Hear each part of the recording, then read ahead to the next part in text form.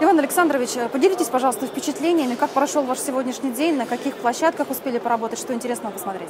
Да, я с утра работаю на форуме. Прежде всего принял участие в круглом столе «Роль науки и образования в цифровом обществе, в цифровую эпоху».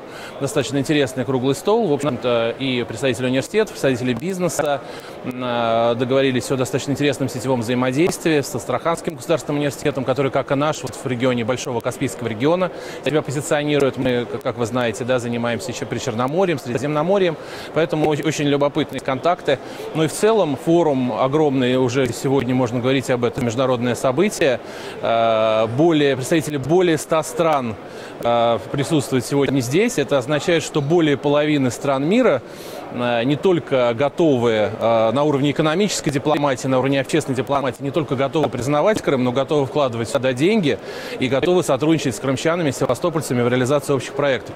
Это самый главный итог. Он, в общем-то, достаточно ярко говорит о том, что в год пятилетия русской весны действительно достигнуто такой вот на уровне общественном, не на уровне политиков, которые свои сиюминутные интересы преследуют, а на уровне общественном, экономическом признание, полноценное признание Крыма частью международного сообщества, этой новой мировой реальности, которой посвящен форум. Ну вот как раз как директор Института общественных наук и международных отношений СевГУ хочу вас спросить, насколько важен вот такой форум международный, что проходит здесь, в нашем регионе? Безусловно, важен, потому что даже учитывая все сложности международные, мы знаем, что Севастополь развивает активно связи с арабским миром, Сирийской Арабской Республикой прежде всего.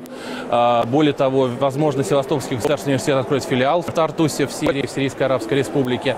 И уже идет экономическое взаимодействие, экономическое сотрудничество. У нас в университете в ноябре прошлого года состоялся Российско-Арабский форум. И сегодня, во второй половине дня, здесь, на площадке Ялтинского международного экономического форума, также будет российско-арабская встреча, достаточно большая. Я туда тоже приглашен, и будет очень приятно пообщаться здесь, вот, в частности, с нашими арабскими, ближневосточными друзьями вот, в рамках этого форума.